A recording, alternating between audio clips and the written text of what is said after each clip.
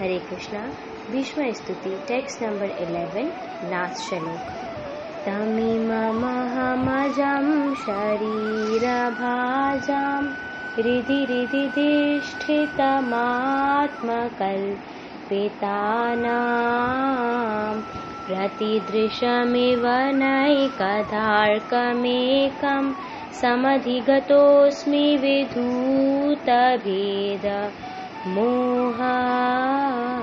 फिर से तमिममहमजं शरीरभाजां हृदि तिष्ठितमात्मकल्पितानां प्रतिदृशमिव नैकदार्कमेकं समधिगतोऽस्मि विधूतभेद मोहा।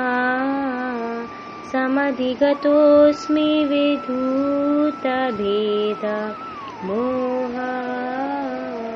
अभी इसकी वर्ड टू वर्ड मीनिंग्स देखते हैं। तम यानी कि उस भगवान को, कौन से भगवान को? जो गोपियों के प्राणनाथ हैं, जो अर्जुन के मित्र हैं।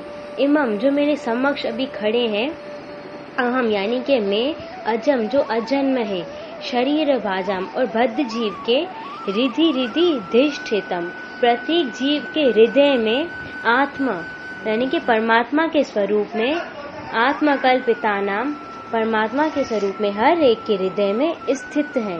अभी थर्ड लाइन में कह रहे हैं प्रतिदृशमिव नये कदार्कमेकम। अर्क बोलते हैं, किसको बोलते हैं? सूर्य को बोलते हैं, ठीक है। इसके बाद है प्रतिदृशम प्रत्येक दिशा में, इव सदृश न एकदा एक नहीं, अर्कम सूर्य को, एकम केवल एक। देखो वास्तव में सूर्य तो है ही एक, लेकिन उसको प्रत्येक दिशा से अलग अलग देखा जा सकता है। जैसे कि अगर मैं अपनी बिल्डिंग से देखती हूँ, बिल्डिंग की छत से, कि मैं बोलूँगी जो सामने खड़ा है वो सूर्य है, और आप अपनी बिल्डिंग की छत से देखोगे जो वृक्ष के पीछे है वो सूर्य है। कोई सी व्यू के साइड जाते हैं, वहाँ पे बोलते हैं कि जो पहाड़ के साइड में खड़ा है वो सूर्य है। तो ऐसे हमारा कि हर एक का दृष्टिकोण अलग है। हम ऐसा नहीं बोलेंगे कि बहुत सारे सूर्य, सूर्य तो एक ही है। मैं आपको दूसरी एग्जाम्पल से समझाती हूँ। जैसे अगर हम पृथ्वी पे बहुत सारे जल पात्र रख देते हैं, यानी कि कटोरियों में पानी भर के रख दिया, तो सूर्य तो एक ही होगा, लेकिन जो उसका अक्स होगा बहुत सारे सब कटोरियों में पड़ेगा। यानी कि सूर्य है एक ही, लेकिन उसका जो अक्स है, रिफ्लेक्शन है, हर एक कटोरी में दिख रहा है। तो ऐसे ही परमात्मा है एक, लेकिन वो हर एक के हृदय में स्थित है। उसी तरह जिस तरह सूर्य को प्रत्येक दिशा में अलग अलग देखा जा सकता है। अब जो भीष्म पितामह यहाँ पे ये कहना चाह रहे हैं कि जो मेरे सामने भगवान खड़े हैं वही कृष्ण है, वही परमात्मा है और वही निराकार है। जो भीष्म पितामह है वो 12 महाजनों में से एक है, और शास्त्र कहते हैं कि महाजनों ये गता सुपंथा, जो वो कहते हैं हमें उनकी बात को फॉलो करना चाहिए। और इसकी अभी लास्ट लाइन देखते हैं, समाधि गतोस्मि, मैं ध्यान में समाधि स्थित हूँ। यानी कि अभी मैं कृष्ण में अपना ध्यान आकर्षित करता हूँ, उसी में स्थित करता हूँ।